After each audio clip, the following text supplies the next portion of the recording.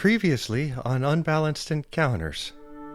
Hickory, also known as Kory, is a about 40-year-old woman. She is very much concerned about the community. Keep that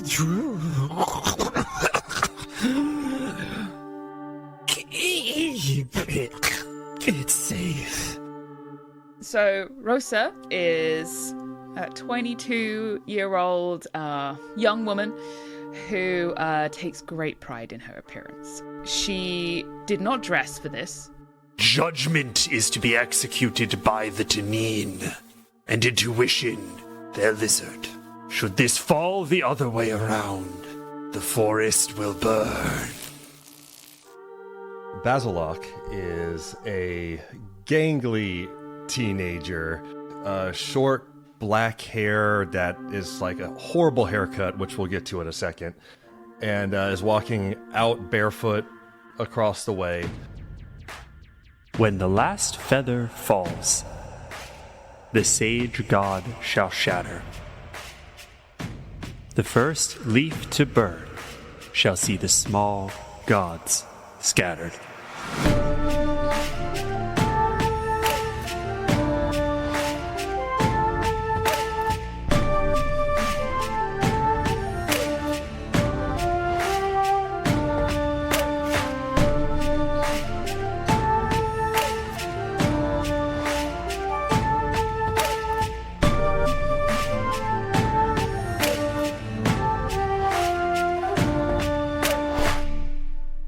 Hello, one and all, and welcome to another episode of Unbalanced Encounters. I'm your host, Patrick Perini. Say hi, everybody. Hi, everybody. No witty quip here? I don't do the witty quips for the bonus arcs because, frankly, they're too action packed. We got to keep moving. We're on a schedule, baby. Feel free to write any complaint letters too. I will. We need a P.O. box for hate mail. That would that'd be great, actually. We should get on that. When last we left off, everything was fine and good, and there were no problems in our idyllic little solar punk dragon world. It was so great. good. Yeah. It was so good. So peaceful. So lovely. Yeah, that's okay. In fairness, that's not exactly the situation. Things were maybe a little bit more not good than good. So I just kind of wanted to, for the audience's sake, I wanted to recap what the fuck was going on in the Taniyn Grove. In our last episode, our first episode, we met our three heroes. Hickory, also known as Kory, the second in command and niece of Chief Rossa, cousin to Rossa, who is the heir apparent of the Taniyn village and not necessarily prone to taking responsibility for her decisions. And I feel like hapless is a good word for Basil, the lore keeper in training of the Taniyn. Together, the three of you witnessed some things. You witnessed the death of a god, pretty quickly, actually, at the wings of several paper birds of prey that Rossa went on to find out were embossed with blood runes, a kind of magic that the Taniyn are not familiar with. At the same time, totally a coincidence, that's not connected in any way, one of the guardians that worked very closely with Basil, who Basil very cutely called Pancakes, awakened and delivered a telepathic message. So, the council convened and decided that more information was needed, at which point you all went to the Shrine of the Now Dead? Shahida? Put the truth in the back of a turtle, and then immediately went into some sort of demi-plane where you met with the personification of that truth. How to resurrect a god. Kory has been implored to protect this truth. However, getting good answers from the personification of this truth was interrupted by Pancake's alert that someone was in the reliquary. So you all rushed back and immediately found a guy who was like slinging shit around with blood vines, put you all into the fucking ground, outright killed Basil's marine iguana lizard companion, Briny. He's just gone, and then rent open a portal of blood vines into the ground and vanished. Which is where we begin. What just happened? Where did he go? Where did he go? She's going to just kind of like throw things up off the ground, start looking around for like vines or like proof of where he's gone or something. Go ahead and give me an investigation check. And while you're doing that, I will say, Kory, a germane fact to this situation is that Basil has disappeared into the floor. I got an 18. I'm going to check and make sure that I still have the piece of tortoise shell on my person. Ooh, Good idea. that's very good. Why don't you also give me an investigation check? We will deal with Rossa's here just a second. That's a nat 1. Oh no, for a 3. What tortoiseshell? I have no I idea am what you're talking- deeply disturbed. On a nat 1, you absolutely still do have this tortoise shell with the truth. That's the good news. You pull this thing out and piece together something in your mind. You had already put together the last feather falling. You mentioned it in the meeting. That was this shard of glass. The last feather became this hexagonal plate that slotted perfectly into this relic of a shell. The sage god shall shatter. Shahida, clearly, you know this. Now, staring into the reflective face of this truth, you consider the second half of the prophecy. The first leaf to burn shall see the small gods scattered. The Taniyn. Basil, get out here. There are some, like the very tippy top of some toes poking out of the ground. Did you like full dive into the ground? It should be Why are obvious you to everyone upside by down? now that Basil doesn't know what he's doing. That's the greatest thing I've ever heard. Kory, you are focused on this and trying to get Basil out of the ground, and we are going to cut over to Rossa and Naroon, who rolled that very good 18 investigation. In the darkness of this room, it is hard to see the edges of a circle, a tunnel into the ground, wrapped in gnarled, blood-red vines. You put together that's where he went. Whoever the fuck took Pancakes went through that hole. Bastards. And it's big enough for Rossa to get through. It's like person-sized. It's probably about 10 feet across. It's pretty big. It's just hard to see because it's very dark. Oh. Rossa is, without thinking, just going to pursue, like, down the rabbit hole, Alice in Wonderland style, through. And Naroon is going to, Rossa, I don't think this is a good idea. And she's just going to jump down anyway. Are you trying to do so without being spotted, or are you trying to get people's attention? I think she's not really thinking either way. I think she's just trying to quickly pursue so she doesn't lose sight of this person. Why don't you go ahead and give me a stealth check, just to see how this organically shakes out. 16. Do either of you have passive perceptions above a 16? No. Definitely not. Okay.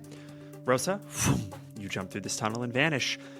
Kory, you are presumably grabbing at Basil's feet, trying to drag him molecularly out of the ground. Yes, I am tugging away. I pop out. Where's I can't find him. Kory, Hickory, I can't find him. Basil, I don't know what to tell you right now. He's always here. He's always back. Is he here now? Did he pop back out here? No, maybe he'll be back later. Hey, where did everything go? Where's the guy? He's gone. He took the Pancakes. Is that his name? He took Pancakes too? Yeah. But I don't know why he would want Pancakes, but he said he got what he came for, and I don't. Pancakes is Pancakes. He works here. He helps. I know, me. but he's just.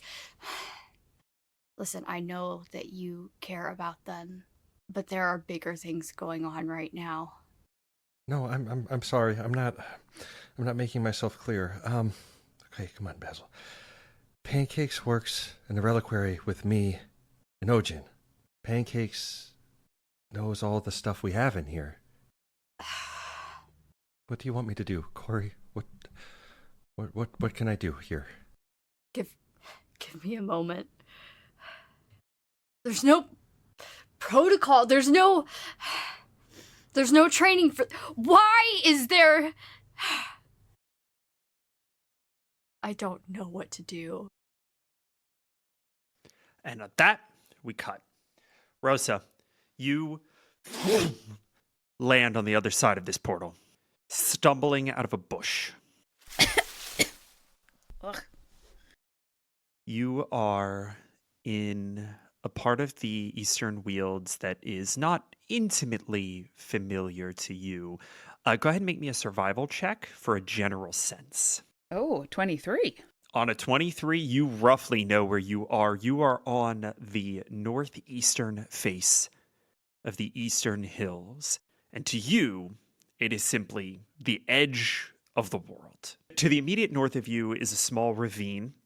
Mm-hmm. As you glance around, there is a rickety sort of makeshift bridge that crosses that ravine.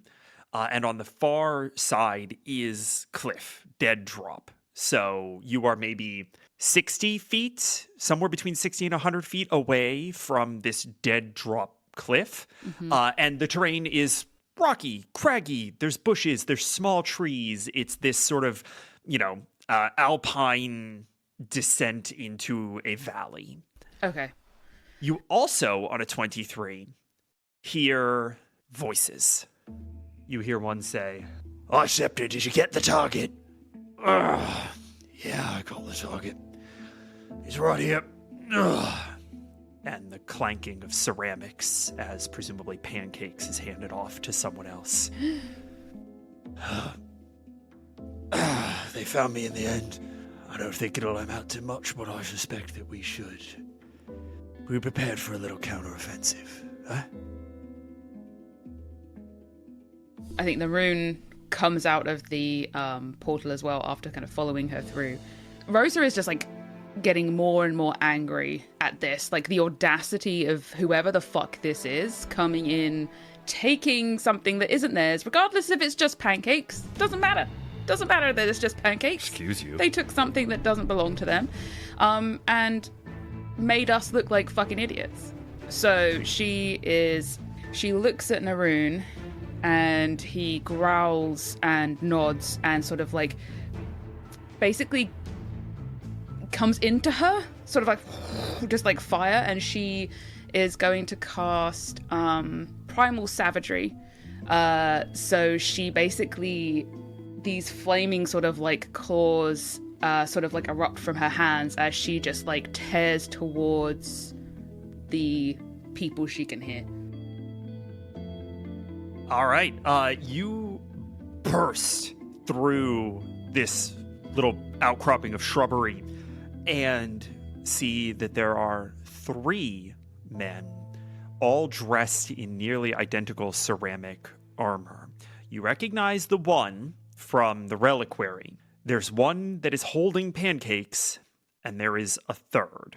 She is going to, she just sees red and she's going to go towards the guy that she recognized from before. You just tear over to this guy, and he doesn't notice you immediately. So I am going to allow you to attack from hidden here. So you're going to get advantage on this attack. Oh my god, I rolled so badly. I got a 3 and a 5. The maximum I got there was 12. That does not hit. No, That it doesn't doesn't. come anywhere close to hitting.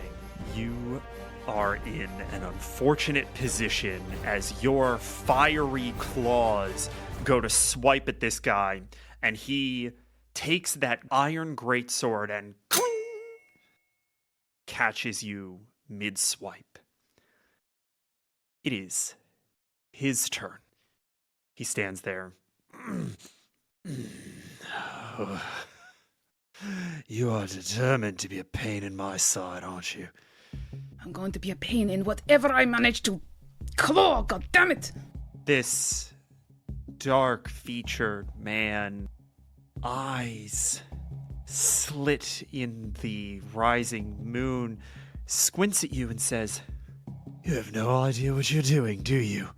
I know exactly what I'm doing. I'm going to end you. Spoiled little princess thinks she's gonna win the fight. The Empress's gonna have an easier time dealing with you all than I thought. And he is going to kick you onto the ground. He wheels back, kicks you in the chest so that you fall to the ground, and is going to take a slice at you with his sword. Does an 18 hit? Yeah, it Okay. does. You take 13 points of slashing damage and 10 points of necrotic damage as this iron blade wings you across the chest. And without breaking a sweat, he turns to his compatriot and says, "Get the Guardian out of here." "Aye, aye, sir." And he begins to run. He manages to get all the way to the bridge when the other compatriot walks up and says, "Do you need some help? I sat there. This one does not seem to be terribly problematic." I'm so mad. Sword at your throat, he says, "How does she even get out here? Portal must not have closed. Go deal with that." We are going to now start a clock. Actually, I'm going to go ahead. Could I get Sadie to please roll me a d4? Roll high, I hope. Yeah, you want to roll high. You want to roll high here. 4. All Yeah! right. You have 4 rounds. Small mercies. It's going to take him 4 rounds to dismantle the magic that is holding this teleportation circle open. We jump back around to Basil. You see Naroon's tail whip as it disappears into the floor, and your eyes adjust, and you can see the outline of these blood vines in the ground. Hickory, I know you're probably mad at me right now, but something's on the ground. I think Naroon, did Rossa and Naroon go somewhere? Did I miss that? That damned girl. Where? Do you think she went after the guy? Of course she I mean, did. that sounds of like a course pretty she Rossa did. thing to do, right? Let's go. Hickory, am I going to be any Then help? stay here, and I start wait, going. wait, no, wait. And I think Basil grabs the back very impertinently, grabs hold of a jerkin or whatever it is, and just says, wait. I can't, Hickory, I can't use any of this stuff, but you can. Use what? And he points behind him at the hall of, like, the most important, powerful relics. Well, then Please. hand me something so that I can go get her. Hold on, let me pull this up. Let me pull this open. Oh, I've had it up. Yeah, I know. I've been looking at it. What the fuck is this? Where is this magical list of shit? Taniyn relics. You guys don't have it because you don't work in the relic. Basil had to be good for something. Where's the shopping list? So, I will say that getting one of these magic items will take your turn. I think Basil looks down in the corner and sees the cannon, thinks about pancakes for a second, and then looks at Hickory and goes, okay, that's too big. Well, I mean, both of us could probably lift it, but this, and he points at a big set of armor and says, no one's ever died in that. Is that something I have time to put on? So you could put it on, if you put it on, it is just mithril plate, so you'll be wearing full plate, and you will not have disadvantage on your associated dex checks. If you take the time to attune to it, which you obviously don't have time to do in this moment, but you may eventually, the secondary effect of the Sentinel armor is that whenever you are hit with a critical hit, you remove 1 damage die of the largest size. And I think Basil looks at Hickory and looks around the room and goes, okay, you know what? I know you're mad at me, but you're the one who's good at this, okay? So you tell me what you want, and I'll tell you what we've got. I need something to get her out of there. That is not a fight that we can win. Get her out. And he points up to a shelf, and there's a helmet up there, and he says, that can tell people what to do, okay? Oh. Basil is currently pointing to the Helm of Authority. As an action, you can speak a one-word command to all creatures you can see within 90 feet. A target must succeed on a DC 16 Wisdom saving throw or follow the command on its next turn. I think Basil, as she grabs hold of it, and it's the first time he's ever seen someone grab hold of it, and he intentionally put it up on that shelf out of the way, I think there's a little twinge of discomfort in him seeing someone actually grab that helmet. I think that is what Basil is feeling, and I wonder if it almost flies into a bit of a conflicting emotion when it fits. Ooh. Yeah. We are going to jump back to Rossa, who is on the ground. Oh, God. What do you do? Sword at your throat. She's going to cast Fog Cloud on herself. Ooh. What does this look like? How does this manifest? So she is very mad, getting increasingly mad, but is also that kind of self-preservation is starting to kick in. She's aware, like, this isn't going the way that she thought it was going to go in her head, you know, as a bolshy young person. As she's kind of breathing and the kind of like the heat starts swirling into sort of like a steam, and it just starts like, this steam just starts kind of coming off her in clouds and just starts enveloping everything around her. That's fantastic. That is action, and you're now heavily obscured. I think she's just going to try and very quietly stand up then, in that case. You summon forth this cloud of steam, and this guy goes, oh, what the hell? Oi! Sound off! Where are you? And he is calling out to his other men, who do call out in response. And he takes a step backwards, and he's going to take a swing. What's that face? Oh, Why no. are you looking at me like that? Oh, no. What's this? No. That's not a nat 20. Oh my god. Oh, no. No. He moved his camera to the dice, ladies and gentlemen, so I could see this heinous roll that he just made. R.I.P. Rossa. 21 points of slashing damage. Woo. And oh my Necrotic's god. coming. 12 points of necrotic damage. That's okay. I'm down, but I'm not dead. I mean, I knew it was going to be easy. I did not think it was going to be that easy. Oh my god, I want him dead so bad. All right. All right, Jez, finish closing up that portal. Off we go. And he is going to walk away. 3 more turns until that portal is closed. And we are back to the top of initiative. I'm getting down in that tunnel. I'm on my way. Kory, you bounce out of this teleportation circle into this thinning fog cloud. To your immediate right is one of these warriors that is currently engaged in dismantling this portal. Then there is a bush, some shit happening behind the bush. You're not really sure what. Again, to your left is a ravine, and across that ravine you see Pancakes, the original warrior that you fought in the reliquary, and another man. How does this helmet work? 90-foot radius. So I will tell you how far away The furthest person is exactly 90 feet away. Nice. Do it. All right. And Everyone else is closer. And is it one word or? It's the command spell, so it's one Okay. word commands, yes. I'm going to, in my loudest, most authoritative voice I can muster, still! Incredible.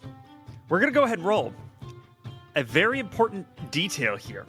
This High Scepter character, the one that you fought in the Reliquary, you already ate both his legendary resistances. Yes!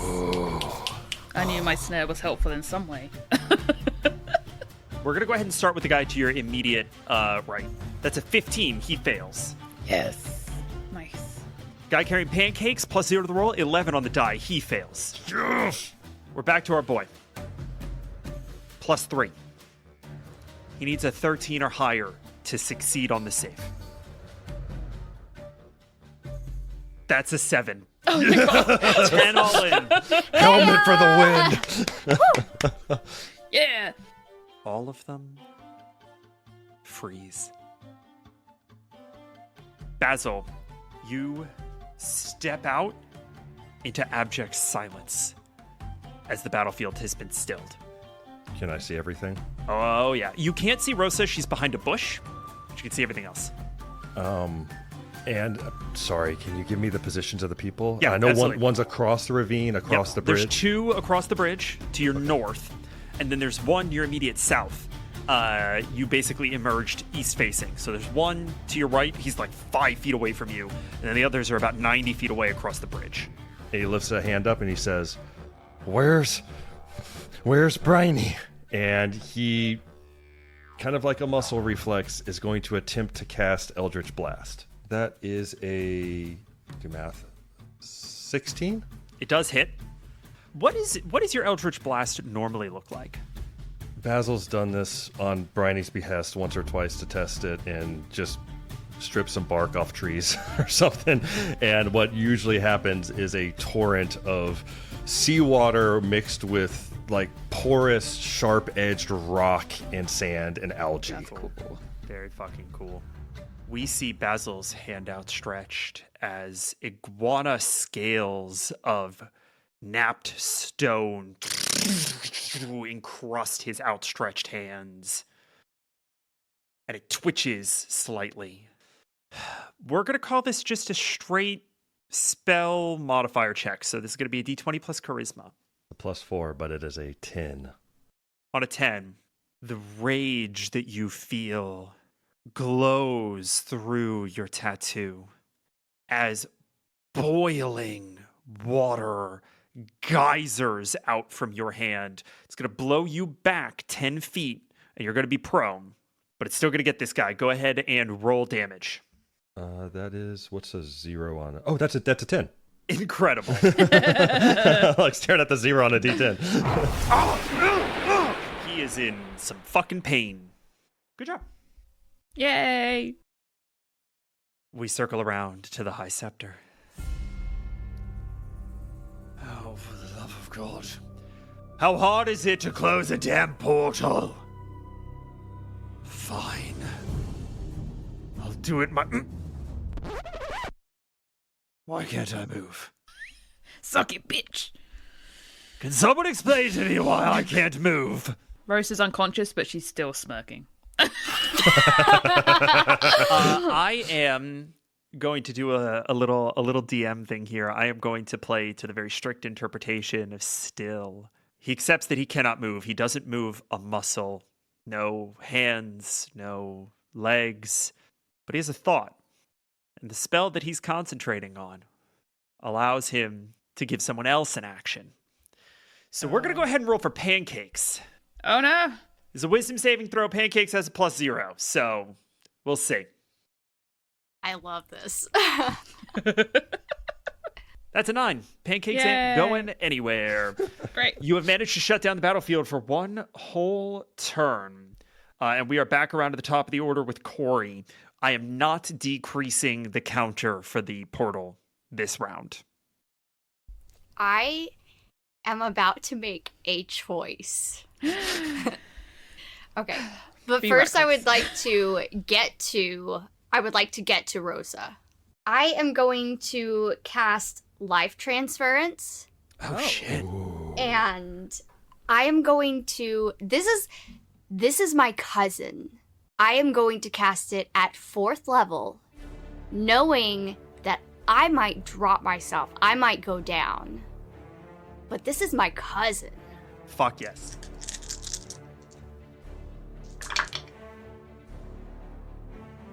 $30 points of necrotic damage to me. Woo! I'm still up. Okay. One creature of my choice that I can see within range regains hit points equal to twice So the 60 hit necrotic. points. Yes. Oh I my can get God. 60 hit points back? Yes. Bolts, Back. this is why you bring a cleric. Look, what the? And she's kind of like flailing like madly on the floor because she doesn't know what's happening and she still thinks she's kind of instantly like there's suddenly someone in front of her and she realizes it's Kory and she's, Kory? I grab her. Cousin, let's go. Okay. What happened? No time. Let's go. She will allow herself to be dragged to her feet. That is movement, action, and I'll let you get her back up on bonus if that's what you'd like to Sounds do. great. Rossa, it is your turn. Still being very, very angry at seeing Kory so upset, seeing Basil kind of like dealing with this guy. She, for one last attempt, she's not going to get any closer because she doesn't want to run after them again, but to try and stop them, she's going to try and cast plant growth. So those kind of like bushy things that are coming out of the cliff face, she's going to try and get them around the people to stop them from running away. Just like Create a barrier, yeah. yeah. She kind of looks across at the ravine after seeing Kory being so scared, realizing what Kory had to do to basically save her, feeling extra bruised by that. And she just reaches out towards the other side of the ravine and kind of pulls her fist in slowly and tightly as she kind of controls this plant. Autumnal reds and oranges erupt as these deciduous bushes grow thick and knotted in a wall between your enemies and their escape down this cliff. That is action. You're going to go with Kory, so we'll hold your movement. I think is that Rossa's turn? Yes. Amazing. Basil, it's your turn. I was doing the math in my head from when you started the visual. I think I can get back up and get next to this guy. Yes, you can. Who is frozen, right? He's staying Still, yeah. which he's actually already technically done, so the command spell has worn off for him. He's going to get up awkwardly and walk over to the guy. And he just, every step, where is he? Where's Bryony? What'd you do with my friend? Where? What the hell are you talking about, Briny? And he's going to, as the person is held still, put a hand over his face and just say, no, you don't get to talk. I'm talking. And he's going to cast Eldritch Blast again. Oh, from point blank range. Dang. Fantastic. Go ahead. We're going to skip the check for the moment. Go ahead and give me the... It's a nat 20. Yeah. That might be a problem. yeah. This guy's head's going to please. blow off. Please go ahead and roll me that crit damage for sure. For sure. Nice. It's got to be like 2 1s. Okay. Hit Oh, the all one. right. That's a 6 and a... Oh, and a 6 and a... That's a 9. Okay, so 15? Not fucking bad. This guy reels. Oh, fuck! As you scald his face with more of this sort of blast of this jet of water, and he recoils slightly. That's movement and action. Anything else from Basil? I think as he realizes the force of what just came out, it like, using a pressure washer or like sandblasting granite or something. Yeah. Looks behind at the ground and shouts out, Kory, I don't know where you went, but I think they're trying to do something over here. And that's it. All right. Oh, that was bloody strange. Okay. This is taking too long. So here's what we're gonna do. You're gonna give me the Guardian. I'm gonna get the fuck out of here. You're gonna go kill them and close that portal down. Do we have an understanding? And he takes Pancakes, and Misty steps away. The warrior that had Pancakes, the warrior that he was standing with, looks in your direction. Dimension doors straight to Basil. Oh, Jesus. Bye, guys. No! Thanks It's for alright, I having have me good on. berry. And is going to be taking some attacks. 15 to hit, Yep. 14 to hit, Yep. 26 to hit. No. Yes. No, that one didn't. I dodged that one. Right Do you through have the any legs. resistances to any damage types or vulnerabilities that I should be aware of? Bludgeoning. You have resistance to bludgeoning damage? Yes, it's because Bryony is his patron and did not give him water resistance. Gave Yeah. him bludgeoning resistance. That's pretty very good. fucking good. That's very fucking good. But this piercing damage does not count against bludgeoning resistance, as you take 30 points of piercing damage as this man just runs you through over and over and over. That's all 3 attacks, right? Yep, that's all 3 attacks. Oh, thank goodness. Are you still up? Yeah. Holy shit. Whew. In that way that, like, you never feel the worst injuries you ever get the moment they happen. He's just, tell me where Bryony is. And he's just nervously laughing and bleeding. The burnt warrior is going to reel for a minute. Oh, my face! What the fuck? Ribbons! Gah! And is going to put his sword around your throat and attempt to garrote you with it. And you hear from behind him, "Doink!" as a massive 30-stringed lute Yeah! cracks over this guy's head, The reinforcements. and he crumples to the ground momentarily. And Ojin steps back to your back and says, You're doing great, kid. Keep it up. you have a d6 of bardic inspiration. Good, because if that 5 hit points that Ojin had done me earlier, guys, I'm not standing on a lot right now, so that could have been the difference. He owes him. Holy shit. Kory, we're back to the top of the initiative order with you. Pancakes and High Scepter are gone. The 2 warriors that he was with are by the portal. You now have Rossa in tow. She is ready to move with you. If I command everyone with one word to home or return, could I try to get everyone to return home? That is very good, and I like it quite a bit. I think that it is interpretive because home is not necessarily a command in a very clear sense. So what I think I'm going to have you do is make a spell attack. And that spell attack is going to become the DC here. That's the option. So you can pick a more explicit word and get that DC 16. Or you can make a spell attack and channel your intention, which has the potential to be higher than 16. 25. Nice. There is no way that they can beat that DC. No, that is to everyone. Yeah, I can't beat it either. Can anyone beat a 25? What's Is it wisdom, did you say? Wisdom saving throw. Oh, not even close. Oh, I could potentially. I want you to roll it. I want you to roll I it. have a I want plus you to roll 7. it. Stubborn, headstrong Rossa. I love it. He'll be the We one are- okay. person here who doesn't The follow. fight's over. The fight's over. The fight's over. The question is whether or not Rossa stays and fights. Is the fight over for Rossa? Corey's gonna That's the shit a question. brick and throw it at you.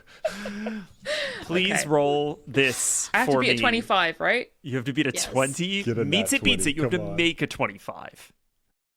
22. I was close. That would have been good. No, I'm good. I'm going home. The Taniyn helmet atop Kory's head thrums metallic in the autumn night air. And we hear Homeward. and fade to black.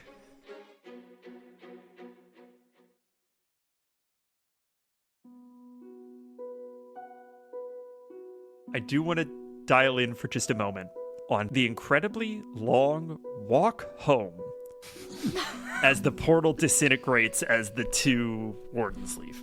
We see the four of you, Basil, Kory, Rossa, and Ojin, making their way through brush and bramble on your miles-long trek back to the grove. And I think that Kory and Rossa are in the rear, probably having a conversation, and I want to dial in on that in a second. But leading the way is Ojin, the person who in this situation has been the least injured. And he has thrown a shawl around Basil's shoulders and occasionally hacks at some trees to make his way through. You did well back there. I was impressed. Yeah,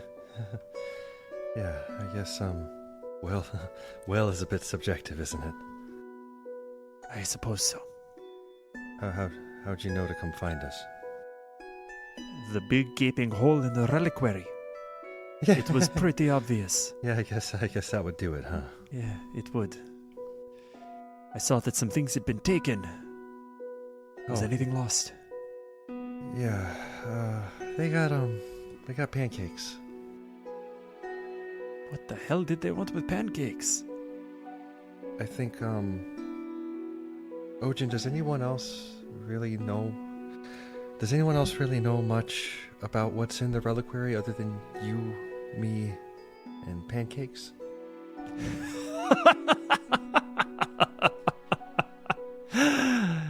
Basil, I don't know what the hell is in the reliquary. But you're supposed to teach me what's in the reliquary. Basil, I haven't taught you anything in 3 years. You know what you're doing. You're just in your own head about it all the goddamn time. I could have sworn we've had these conversations, although there's a good chance that I was doing your voice. That's a little weird. I'm not gonna tell anybody about that because it definitely feels like the kind of thing you don't want other people to hear. And I think Basil's shoulders just kind of slump, and he says, Bryony's not here. I don't care what anyone wants to hear. I know. I saw. Hey, you didn't grab an extra pair of shoes, did you? An extra pair of shoes? What happened to yours? I think Basil just kind of pulls up like one pad of his foot, and it's just shredded. How did they go after your shoes specifically? That's ridiculous. I think you know me better than that. Right. And he stops for a second, and he takes off his boots, and he hands them to you. Thanks. No problem. Hey, is your loot okay? Oh, this thing! I'm sure it's fine. Steel reinforced. And he knocks on the back of it, and you can hear that there's like a metallic plate in like the back of the body of the thing. That would explain it. Listen, Basil. I have absolutely no idea if you're ever going to be able to be reunited with Brynalok. Not a damn clue. Yeah. But I do know that even if you are not, you will do fine. I guess I should prep myself for everyone telling me that, huh? No, probably not. No, I don't think that opinion is generally held amongst the council. Yeah, that also tracks. The council has not had an opportunity to work very closely with you. I appreciate that. I do. I'm really glad you showed up when you did. I'm trying to keep everything straight here. It really hurts, you know? Yeah, I do. I know what it's like to lose a lizard. You do? And with that, we fade to the back of the pack, in on Kory and Rossa. I think Rossa's head is pretty down. Just eyes on the path, kicking the odd stone as she's walking. I obviously want to say thank you for, you didn't have to hurt yourself to make sure I was okay, and, because it was me who ran and wanted to, Don't apologize. try and get Pancakes back. I suppose I was trying to get Pancakes back. I wanted to punch him in the face. Me too. Really? That asshole? Of course I wanted to punch him in the face. We just have to be more careful. I am scared. That prophecy, 3 parts have already seemingly been fulfilled. The last, I worry that it means the end of the Taniyn. Well, surely if we just make sure we don't scatter, then it'll be okay. We could just make sure whatever happens, we all stay together. And then it will never be fulfilled. It's fine, right? I just know that before the glass owl died, it gave me this truth and told me to protect it. And somehow that is essential to protecting, to saving the Taniyn. And how can I save the Taniyn if I can't save you? Rossa is going to kind of stop dead in her tracks and wide-eyed and in shock look at Kory. Kory, you did. Just barely, cousin. The barely was because of me. I was the one who decided to jump down that bloody hole.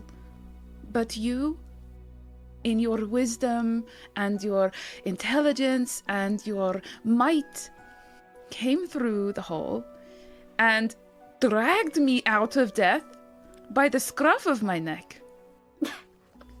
Roll me an insight check, if you'd be so kind, Rossa. Who? Oh, me? Yeah. An 11. The thought plays at the edge of your awareness that this might not be the first time she's done that this week.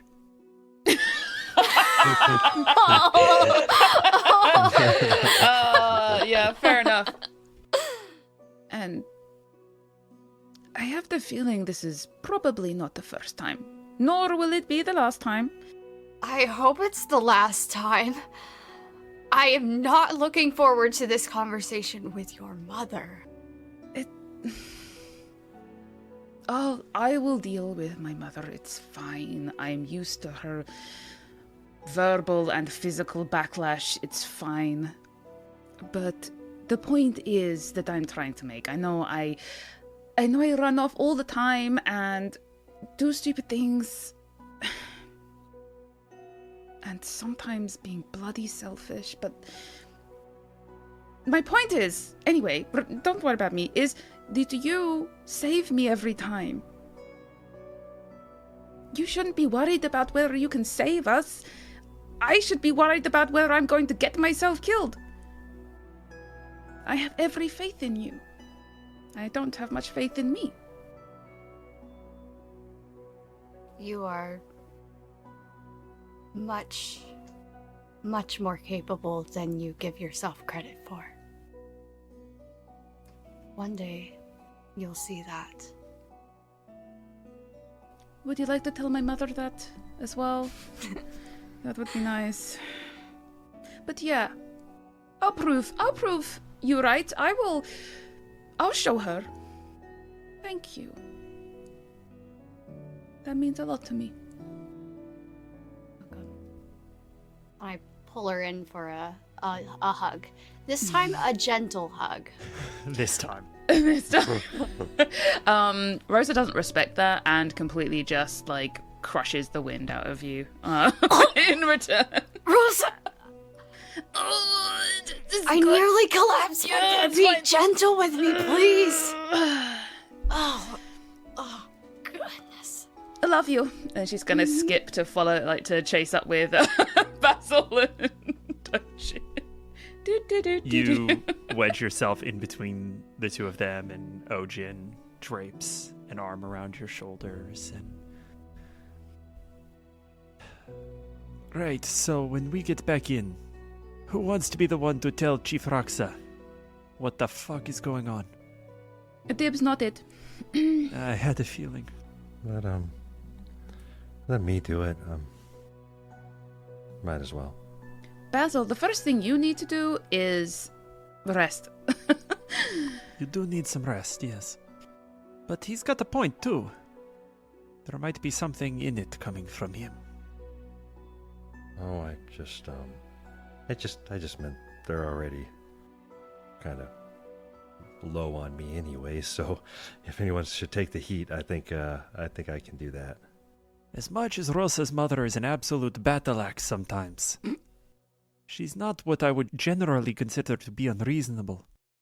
Yeah. I don't think she has a low opinion of you. Well, she has a lower opinion of you than it deserves, I think. I'll take that. But I don't think this is going to make it worse.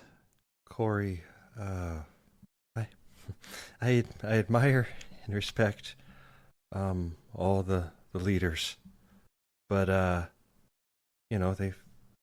never spent any time with any of them, and you two, and he kind of looks at Rossa as well.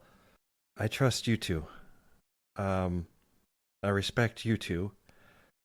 I'll take your lead. Can I do an insight check on you, Basil? Go. I mean, I want to dig deeper into what that. I got an unnatural 20. I don't know what you were happy to can tell I take me. this Filthy one? 20. Filthy 20. Maybe it's because they had the little interaction at the meeting of Rossa following Basil's lead on figuring stuff out that I think that you get from him. You connect the puzzle pieces. Hearing what Ojin has said, while he's taking it as a compliment, Basil's pretty pissed off that he's the only one who seemingly gives a shit about the culture and oral tradition of this people. I see. Basil, I tried very hard to get Pancake back for you. And I'm not going to stop. You know that, right? Yeah, I know. I wouldn't think anything less from you. What you do and who you are is important, not just to me. I want you to remember that, okay?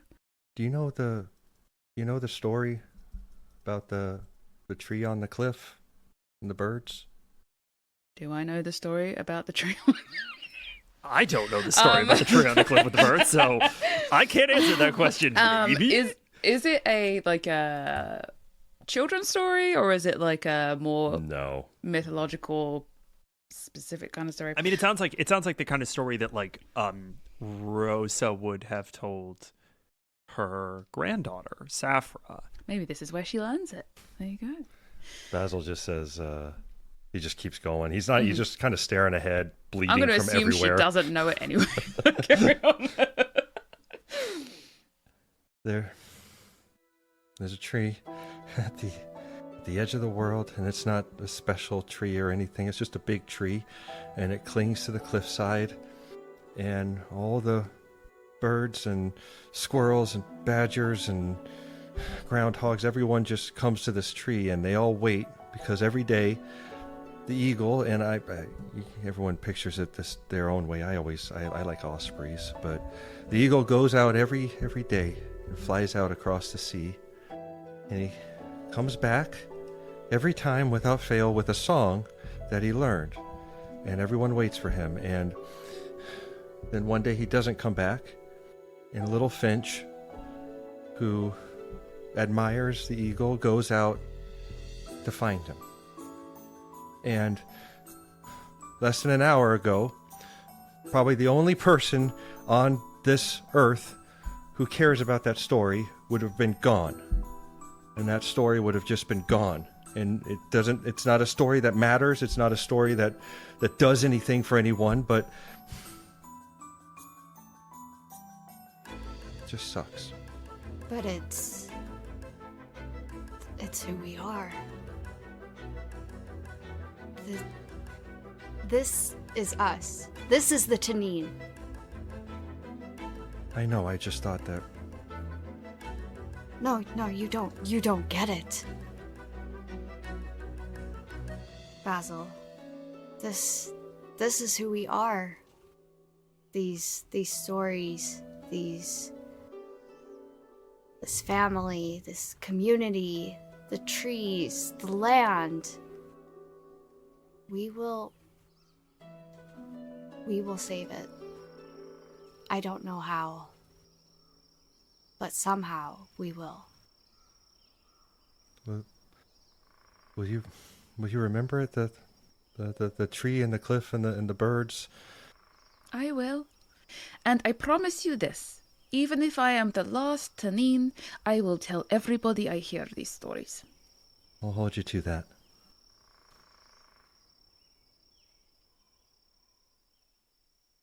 I would like the final scene to be the recalling council meeting where we figure out what's next. I think that council meeting gets scheduled first thing in the morning, which means that you all have a night to do what you will. And I will say that you can each do a scene and get a long rest, or 2 scenes. Yeah, I got mine.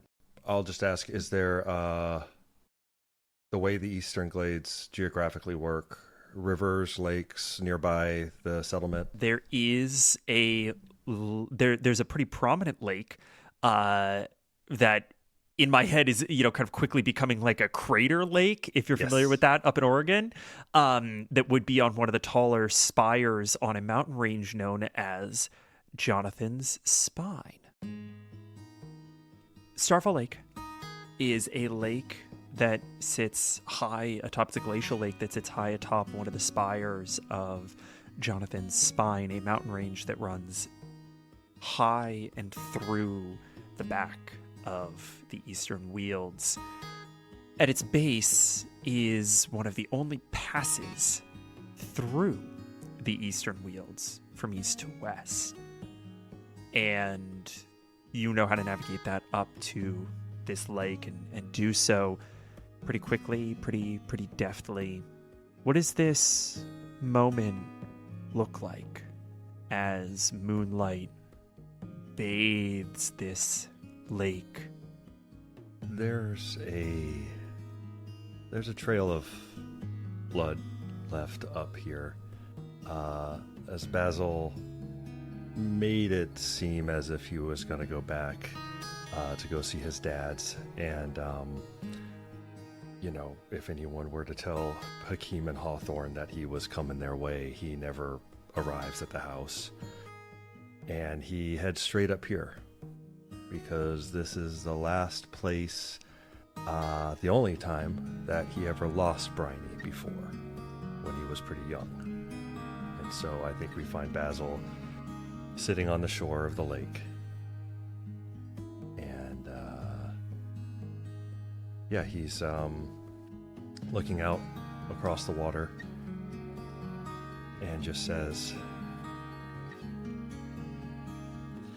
"You know, they never really told me what happened. I know something attacked us, a bear or something. I don't know, but I don't think Dad and Papa ever wanted me to feel bad about it. But you came back. You know, I don't know what you did to keep me safe, but you came back. And look, I don't like the way I feel when you're not here. I don't like feeling that angry. So it'd be nice if you could come back. We can I don't know, we can do all the pranks you wanted to do. Look, we'll even do the one on the council that we talked about, okay? I know I was really reticent about that, but I'm ready. I'm ready, Bryony. I'm ready when you are. Just let's do that. Oh, buddy, I could really use you right now. Could you please make me a religion check? Oh, I have a +6 in religion. As a 24. I think we see Basil perform a ritual that we've seen at least once before. A fire is built at the edge of the lake, and a song is played on a 30-string lute. We see Basil plucking out a familiar melody, a haunting, trance-like melody on Ojin's given lute. Basil, when you open your eyes, you are still at the side of the lake, but the eastern Wields is gone.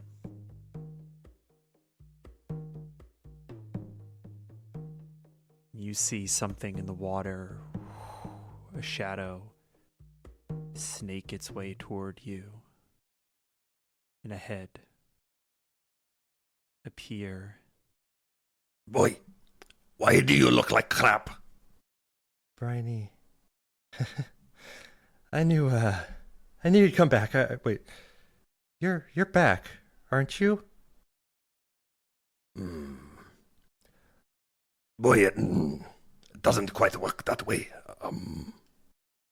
You are going to have to walk alone for a little bit. Are you choosing not to come back? I don't think Bryony answers. I don't think Bryony answers for two reasons.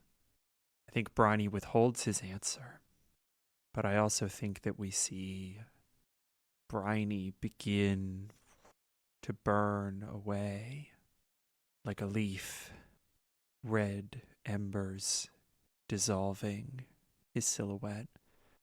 And then Basil, you wake up, and immediately overhead you see the cinders of a burnt leaf. Basil just weeps silently.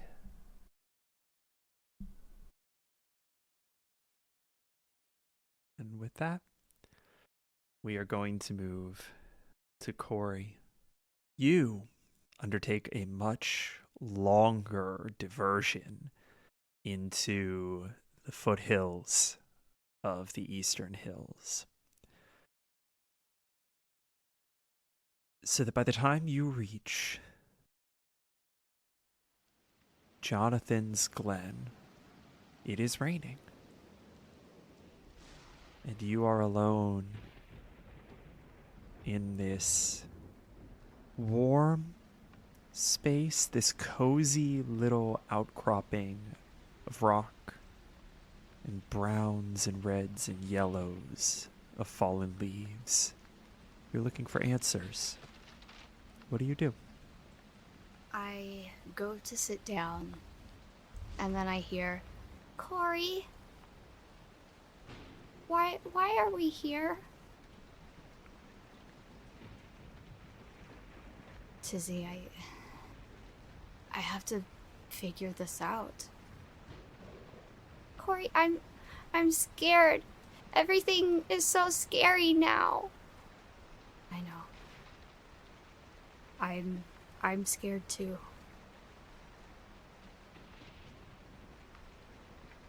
And I think Tizzy is quiet and goes back to where they were hiding. You are trying to perform a ritual in this space, I think is the goal, relying on that sort of perfunctory going through the motions to try to get these answers. Yes. I think that's a religion check.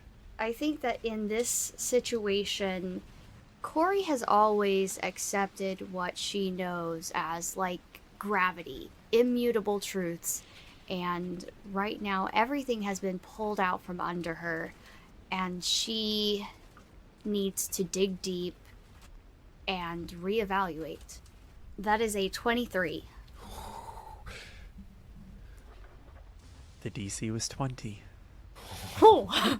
What does this ritual look like? Kory is not performing a ritual that has been passed down. She is not performing a ritual that she learned in a book. She is following instincts right now. Very good. She is scooping up mud and earth and catching rainwater in her hands and finding bits of moss and leaves and feeling how they feel in her hands as she works with them. And I think maybe it starts to take form and take shape. You see it start to scrawl out filigree into the ground, mud and rock contorting into distantly familiar patterns. And then all of a sudden,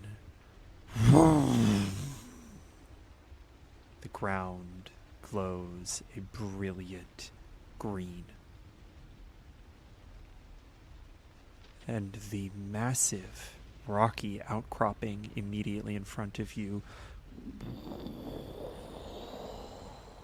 shifts, and a cave opens up in front of you. You lack certainty, little one.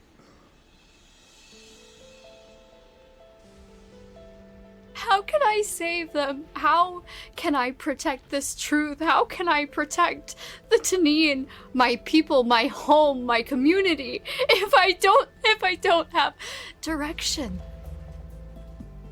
I'm lost. One can never be lost if one is in one's home. You speak of the looming threat to the Taniyn. Yes. There is a force to the east. Something is coming. Change. It is a mortal change. And mortals are mercifully short-lived. What wisdom? What can be saved? How do we wait this out?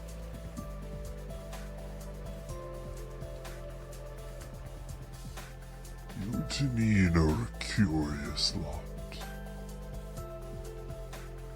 You've managed to hijack the Witness's cycle of reincarnation to live forever, my little god.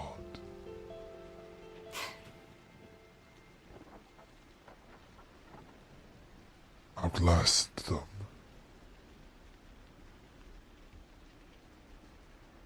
Their leader claims to be undying. I'm not so sure.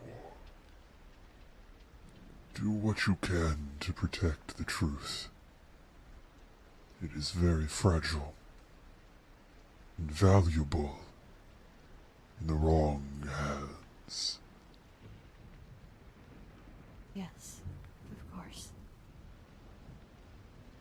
You are the protectors of these woods. Never forget that, my little one. Yes.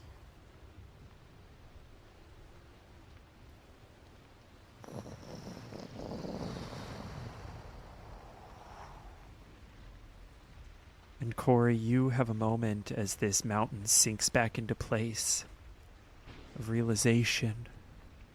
You've just had a conversation with Jonathan, the anchor. I think that in this moment, she sits back down and cries. I think she has realized that she cannot do what she set out to, and that saving the Taniyn is so much bigger than her. She realizes that her part in this is as a battle, not the finishing of a war. We fade to black. Emily, Yes. what does Rosa's bedroom look like? It is filled with cushions. She doesn't have a traditional bed. She opted for instead basically making a nest. So she has gotten big cushions, big sort of like pillows and sort of like beanbag things or whatever, and just kind of like piled them all in a corner with like a little blanket. And so she kind of like just nuzzles down into there when she needs to sleep. And the rest of the floor, kind of other kind of scatter cushions and things. And she's got a very low table that she has the kind of cushions around for when she wants like make herself tea in the morning and things like that. And then on the side, she has a very small sort of like kitchenette, I don't know what you call it, like a little sort of like fireplace maybe with where she can basically make her chocolates. So she's got jars of like all the different spices and things, and just in the corner she experiments in the evening when she's been grounded. She makes her chocolates there. Yeah. I think that we see Rossa sleeping soundly in the earliest hours of pre-dawn, having taken a long rest. So, go ahead and mark that off on your character sheet. Yes, please. Thank you. And Rossa hears a knock on her doorframe.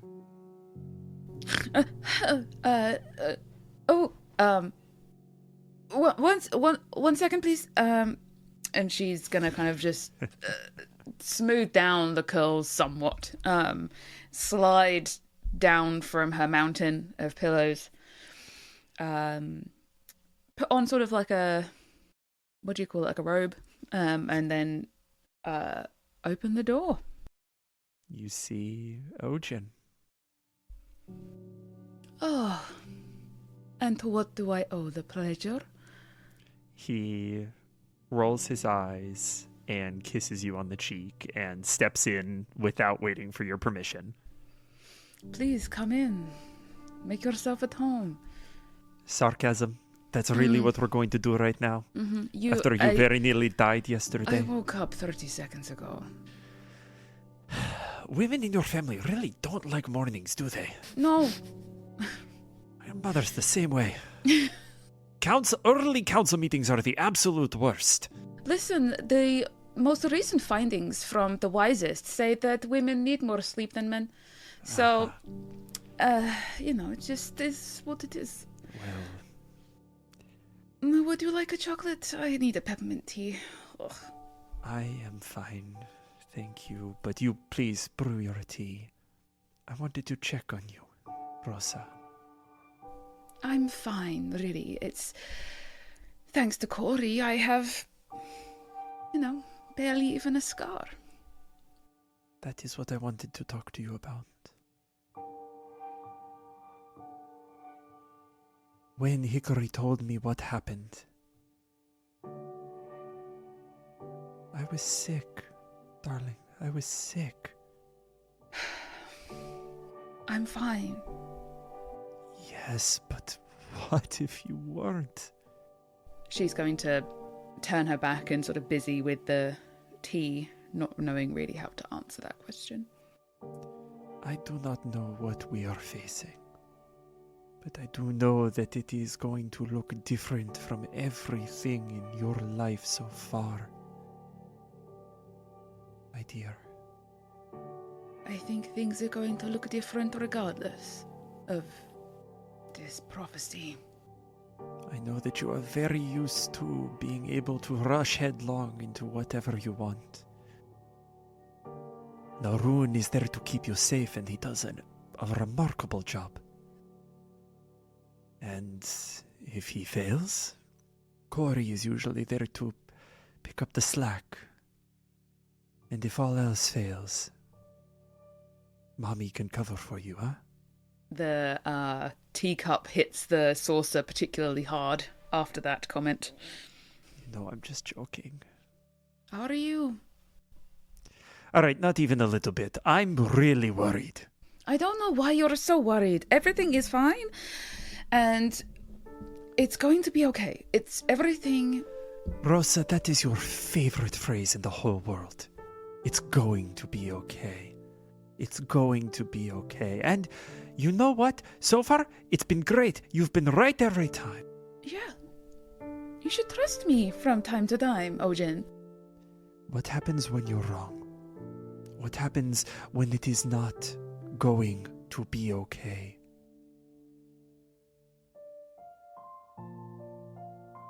What do you want me to say? I don't know. I don't know, Ojin. I don't know what is going to happen. I don't know what to do. I know running through that portal was wrong. I know you are the 20th person to say, or at least I've heard it 20 times. I might be the 20th person to tell you that you could have died. But I'm going to go out on a limb and suggest that I am the first person to remind you that our child could have died. I'm very well aware. Thank you. And he crosses over to you and puts a hand on your arm, takes the teacup and gently sets it down on the table and just holds you for a moment. I don't know what I would do without you, Rossa.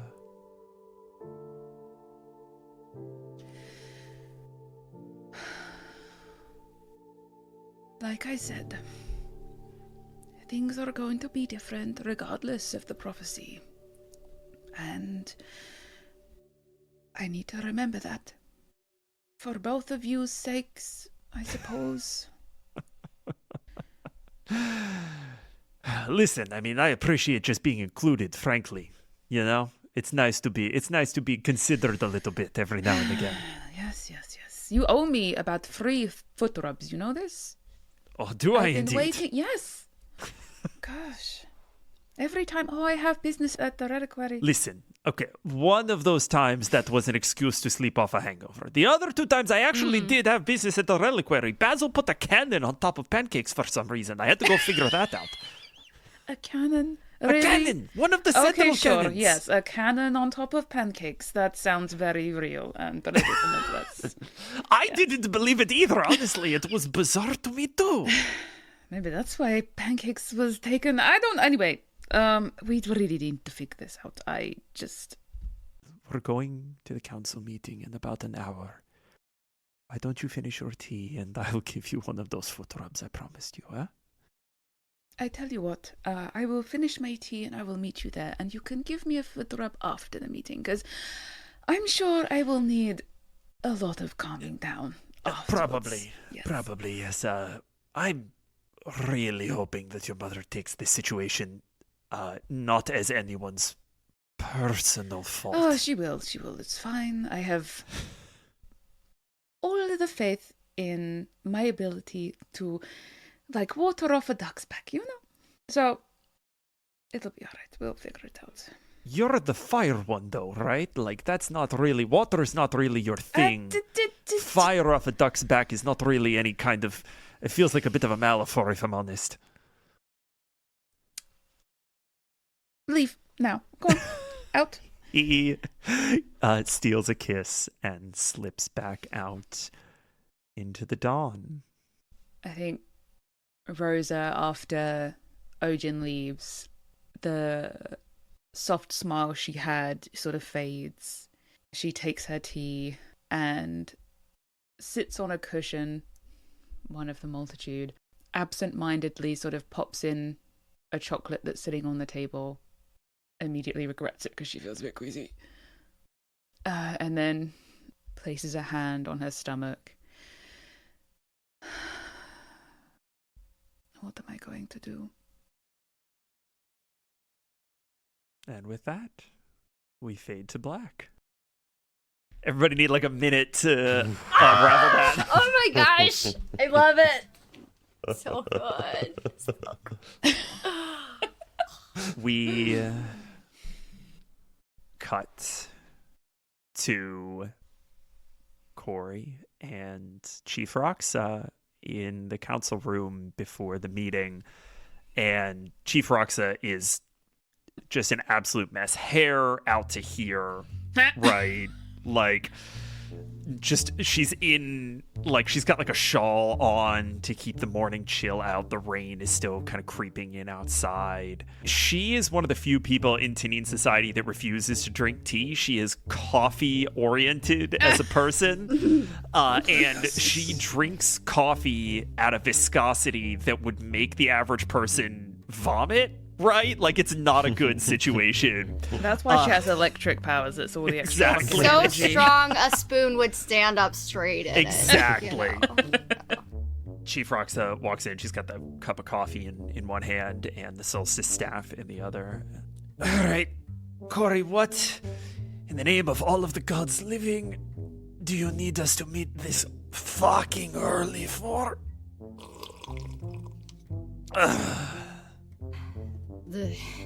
Have you slept, girl? Barely. It shows. Goodness gracious. Oh, wow. Rude. Sorry. No, it's true though. Kory put herself together this morning because she was so nervous about this, but it is clear that she didn't sleep very well. Oh. I'm going to apologize in advance.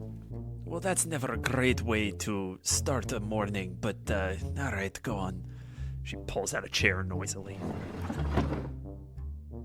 I just wish that things could go back to the way they were, and that we could just stay in those moments, you know?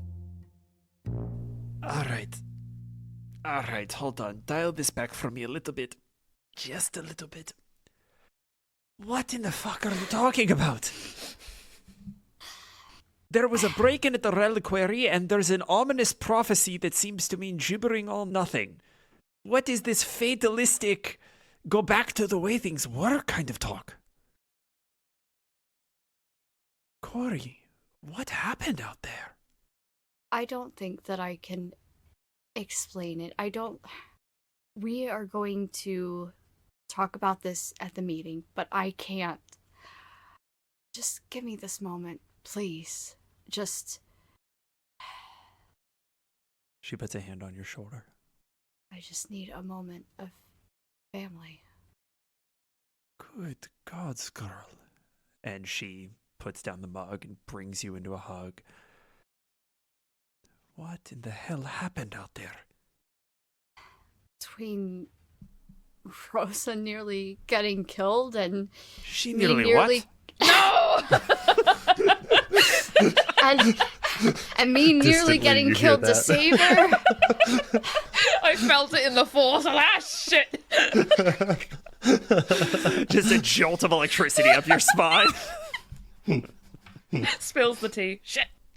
Everything is going to change. And it'll never be the same again. Okay. Rossa nearly dying. A Thursday. A normal Thursday. Yep. You having to save her.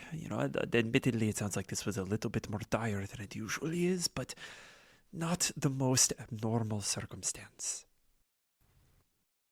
Kory, I want to help, but I need to understand. Why is everything going to change from now on? I think that the prophecy is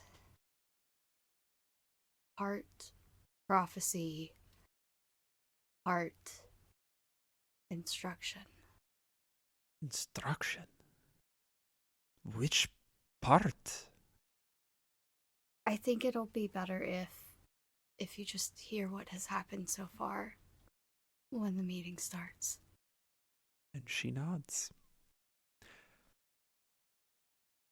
The first to arrive for the meeting, Ojin, for fucking once, walks in, followed closely by Basil and then Rossa. Notably absent is Thistlefoot and Rue, the flying lizard. And you all wait for a bit, a customary 15 minutes. And then you have to push on. We'll find them later. And we see sort of a silent montage of conversation. Information is imparted and recounted.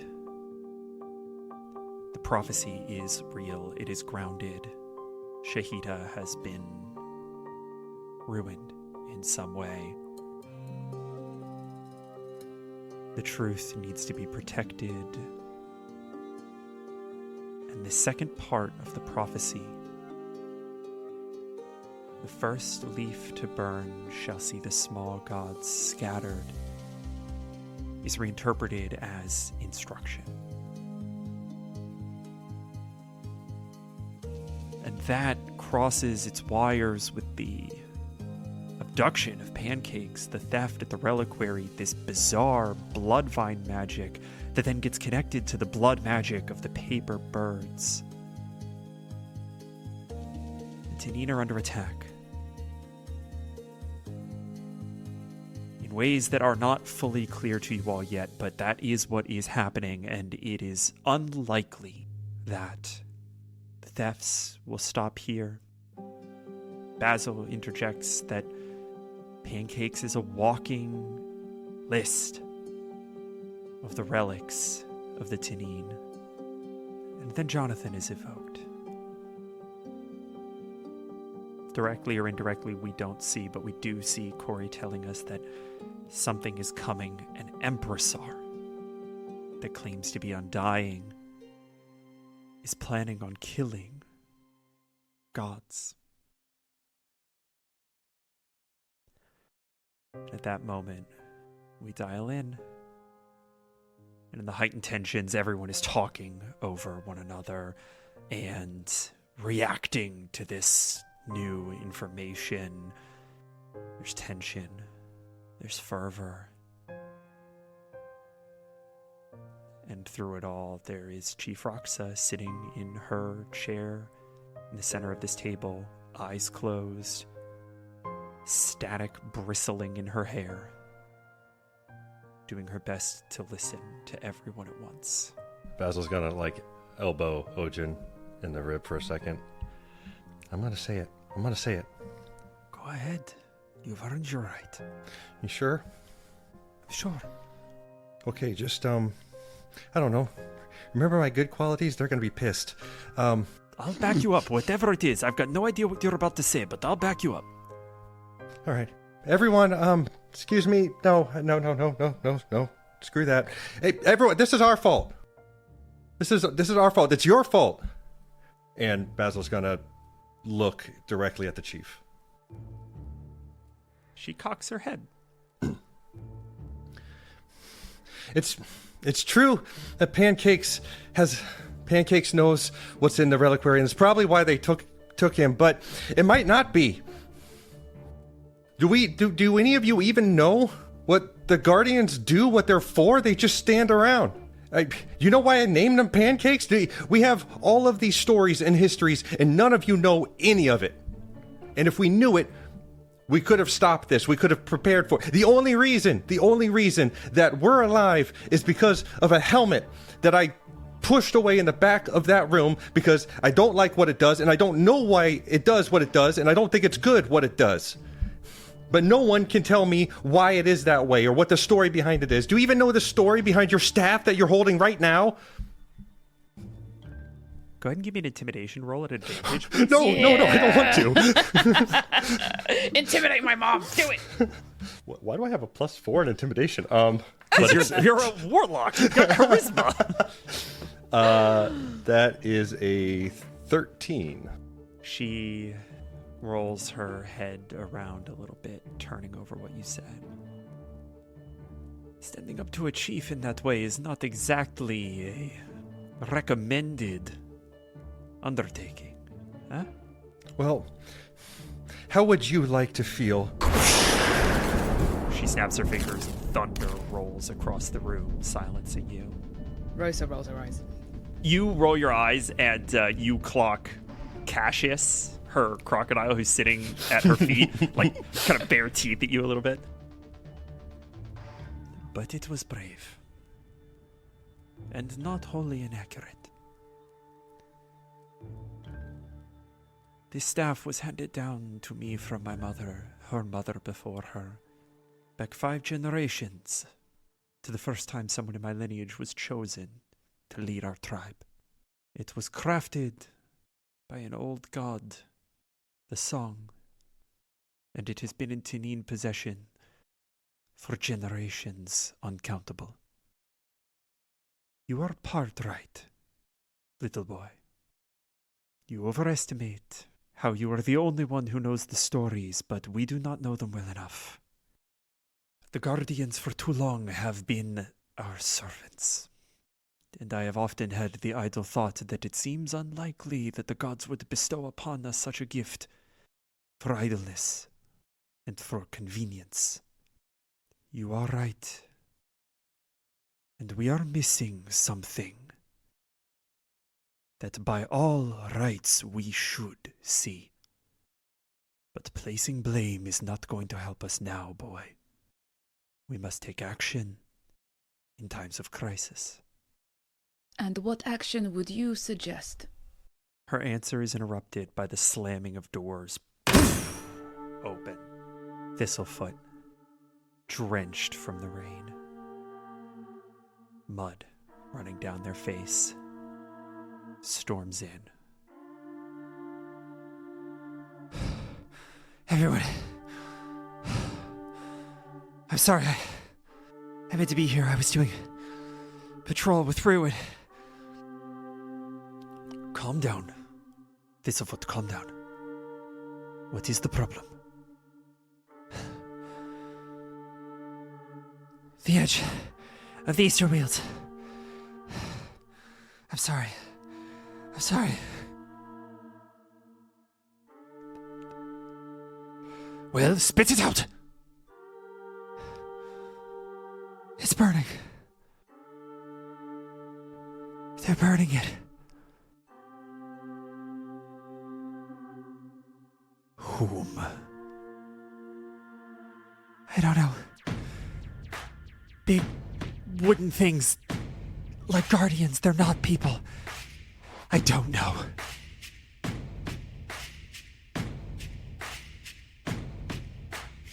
It's all on fire.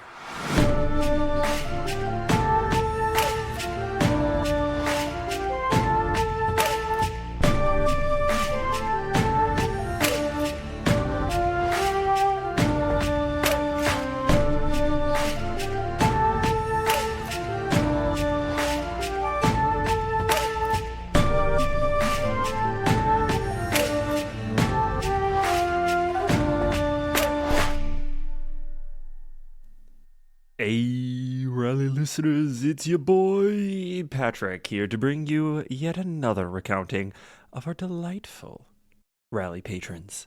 New this month, the one, the only, Derek Thomas Jr. So maybe not the one and only. Anyway, Derek, welcome to the fold. And as always, where would we be without our League of Rally Defenders?